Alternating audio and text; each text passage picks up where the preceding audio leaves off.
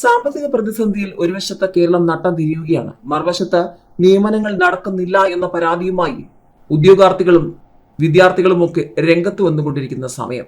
ഇതിനിടയിൽ ചില സർക്കാർ സ്ഥാപനങ്ങളിലും കാലിക്കറ്റ് സർവകലാശാലയിലും താൽക്കാലിക അടിസ്ഥാനത്തിൽ വിവിധ തസ്തികകളിൽ തുടരുന്ന 1000 പേരെ മുൻകാല പ്രാബല്യത്തോടെ സ്ഥിരപ്പെടുത്താൻ നീക്കം. ലൈബ്രറി കൗൺസിലിൽ 60ഓളം താൽക്കാലികക്കാരെ മുൻകാല പ്രാബല്യത്തോടെ സ്ഥിരപ്പെടുത്തിയ തീരുമാനം ഹൈക്കോടതി സിംഗിൾ ബെഞ്ച് ശരിവെച്ച ഉത്തരവിന്റെ മറപിടിച്ചാണിത്.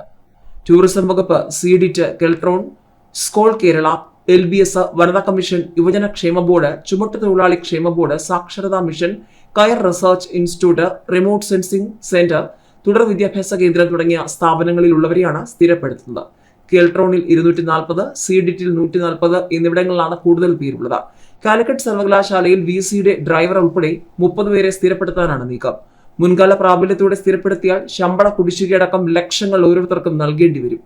ലൈബ്രറി കൗൺസിലിൽ 2006 മുതൽ ജോലി ചെയ്തിരുന്ന ക്ലർക്ക്, ഡ്രൈവർ, അറ്റൻഡർ ഉൾപ്പെടെ 60ഓളം പേരെ സ്ഥിരപ്പെടുത്തിയ ഉത്തരവ് ഹൈക്കോടതി ഡിവിഷൻ ബെഞ്ച് 3 വർഷം മുൻപ് സ്റ്റേ ചെയ്തെങ്കിലും ഹർജിയിൽ പിന്നീട് വാദം കേട്ട സിംഗിൾ ബെഞ്ച് മാർച്ചിൽ സർക്കാർ തീരുമാനം അംഗീകരിച്ചിരുന്നു. ലൈബ്രറി കൗൺസിലിൽ 2006 മുതലുള്ള 13 പേരെ 2018ലും 47 പേരെ 2020ലുമാണ് മുൻകാല പ്രാബല്യത്തോടെ സ്ഥിരപ്പെടുത്തിയത്. മരിച്ചയാളും പട്ടികയിലുണ്ടായിരുന്നു. പിന്നീട് അദ്ദേഹത്തിന്റെ ഭാര്യയ്ക്ക് ആശ്രിത നിയമനം നൽകി. പല സർക്കാർ സ്ഥാപനങ്ങളിലെ നിയമനങ്ങളും PSCക്ക് വിട്ടെങ്കിലും ചിലയിടങ്ങളിൽ സ്പെഷ്യൽ റൂൾസ് തയ്യാറാക്കാത്തതിനാൽ ഒഴിവുകൾ റിപ്പോർട്ട് ചെയ്യാറില്ല. രാഷ്ട്രീയ സ്വാധീനത്താലാണ് താൽക്കാലിക നിയമനങ്ങൾ മിക്കതും നടക്കുന്നത്. പൊതുമേഖലാ സ്ഥാപനങ്ങളിലേക്കുള്ള നിയമനത്തിന് റിക്രൂട്ട്മെന്റ് ബോർഡ് ഉണ്ടെങ്കിലും അതിനെ നോക്കുകുത്തിയാക്കിയാണ് ചിലയിടങ്ങളിൽ താൽക്കാലികക്കാരെ നിയമിക്കുന്നത്.